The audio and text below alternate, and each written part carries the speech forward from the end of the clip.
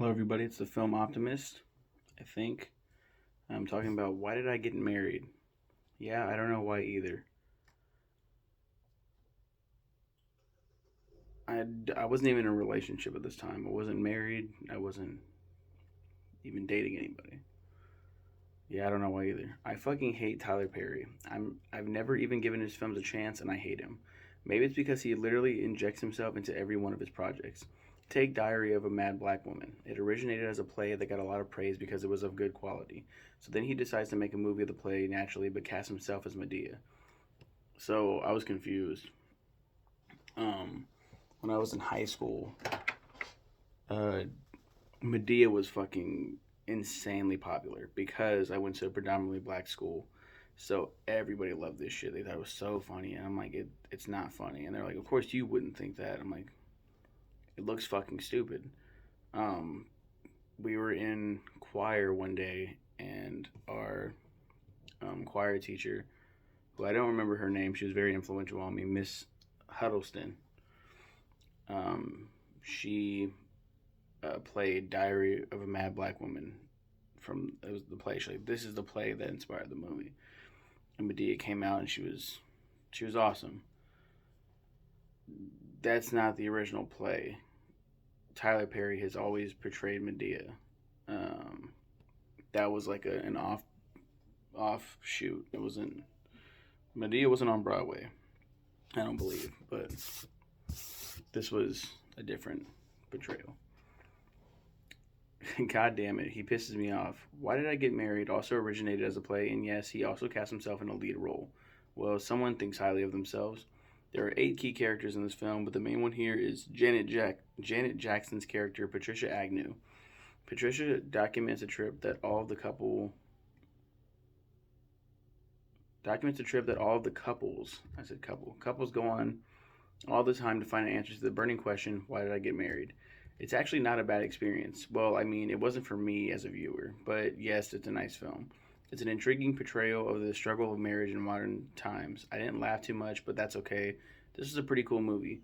Heads up, Sheila and Mike are the most interesting couple here. Why? You love Sheila and you hate Mike. Please believe me. Thanks go to Austin Van Alls for the request. Um, Austin said, "Don't thank me, thank yourself." I was like, "I loved Sheila. It wasn't so bad." I'm pretty sure there were more comments than that.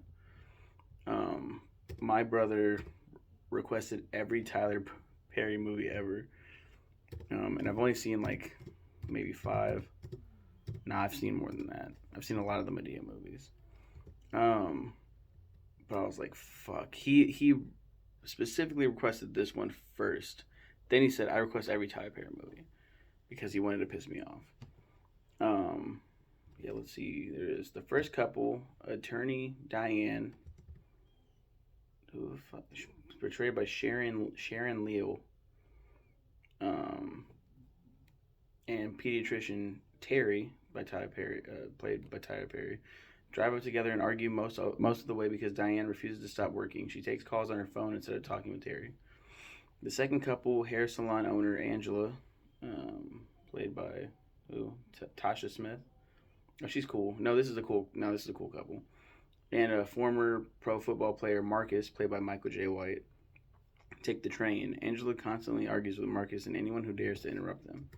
The third couple is housewife Sheila, played by Jill Scott. Jill Scott is amazing. She's a singer, songwriter, model, poet, and actress. She's amazing. And entrepreneur Mike, portrayed by Richard T. Jones. Um, Sheila has to get off the plane because of her weight and the requirement to purchase 2 seats. So she drives a long distance in the snow while Mike continues flirting on the flight with Sheila's single friend Trina. Denise, I don't know. Denise Boots, Boutte, Boutte. Um, that's the most interesting couple. The fourth couple, psychologist Patricia, Janet Jackson, and architect Gavin, played by Malik Yoba, um, arrive by limo cab. Their journey is not documented. However, right before they leave to go to the retreat, Gavin shows up to pick up Patricia at a lecture she was giving. She is the author of a book called "Why Did I Get Married," and artlessly dodges a question about their own marriage. Um, it's not documented until the end. They realize they the big reveal. Spoiler alert for anyone that wants to see Why Did I Get Married from 2007. Um, everybody they drop a bomb that, oh my god, we're getting a divorce. Not oh my god, it's oh my god for us and for all the other couples. And they're like, oh no, and they're like, yeah, we're not happy anymore. And it's a mutual thing. They don't hate each other. It's just not working out. Um, all of these other couples are fighting like a motherfucker. So now they have to be like, oh shit, I actually love this person that I'm with. And like there's this big dinner scene, but it was like, no, but I do love this person, and they're arguing. Um, um, Michael J. White, he finds out that I think she cheated or he cheated, and then Tasha Smith Angela, she's like, well, I had an STD or something like that. And like they're both fight over that. But the big one is Sheila. You really feel for Sheila. He keeps making jokes at her weight. Her husband, who the fuck it is Mike, Richard T. Jones. I don't like Richard T. Jones just because of this movie. He's like making fun of her weight. He's got what's her name all super close to him, and they keep flirting and shit openly, and everyone's like, "What the fuck?" Very like brutally obvious that he's like something's going on here. And then he reveals that yes, he has been sleeping with her. Like she's like, but why? Like why? You've been really mean to me or whatever. Well, during the dinner scene, she stands up, grabs a wine bottle, busts it over his head. Fucking amazing. I fucking clapped.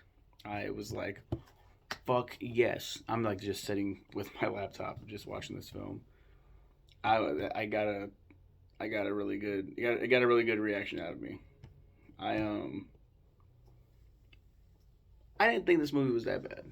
I was like, damn, I gotta watch more Tyler Perry movies now, but they might not be so bad. Spoiler alert, they're fucking garbage. They're really garbage. This was my first experience with Tyler Perry's style of writing. The Tyler Perry formula. It's when a scorned woman is in an abusive relationship, she overcomes that obstacle of abuse and gets out of that toxic relationship and betters herself and then gets revenge on that guy. It's a great, satisfying, like, yes, I fucking love that. But it keeps happening in every single movie that I've seen from Tyler Perry. We had that with Sheila and Mike, but what makes that more rewarding than all the other ones that I see is that it isn't the focal point isn't just on them. There are multiple families here, couples that we're seeing deal with this shit, deal with their own problems. So there's some variety here. Um, yes, we do get variety from like side characters in like the Medea movies, for example. That's the biggest offender of like the fucking a scorned woman getting revenge on her toxic husband. And they sometimes flip the formula, which you think would be like, okay, that's a breath of fresh air, I guess. No, it's the same fucking formula, just the genders is gender swapped. Um, but and like Sheila and Mike, it's so good to get that payoff, and it's not the whole fucking movie. Like all these other Diary of a Mad Black Woman, the first Medea movie, is that movie. It's a girl dealing with abuse the entire film until near the end where she seeks help and then gets the help. She becomes stronger, more empowered. She finds someone that actually cares about her, and then she gets revenge on that guy that threatened her life and all that shit. I just spoiled Diary of a Mad Black Woman. Diary. Um, it's I kind of spoiled it, but we'll talk about that another time. I think after this one, I don't touch Tyler Perry's work for a long time. So that's good, at least. But wow, I mean, it was better than expected, and I think I would actually watch it again, honestly. I want to see the sequel, Why Did I Get Married 2? Spelled Too. there are some clever things in there. So you all have a good one and take care. Thanks again, Austin, you bitch.